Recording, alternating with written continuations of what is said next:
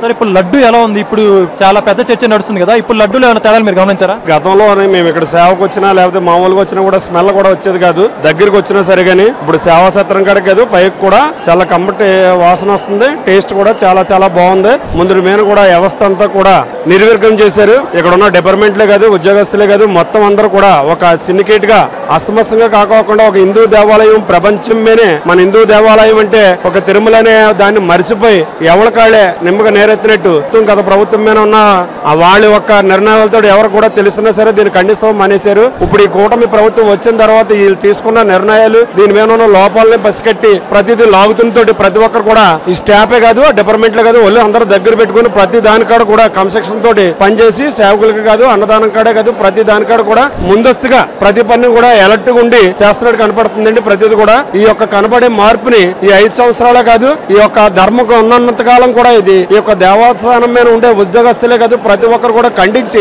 ధర్మాని కోసం ఓడారాలని కూడా కోరుకుంటూ ఇప్పుడైతే మనకి ప్రెసెంట్ అంతా కూడా చాలా బాగా జరుగుతుందండి.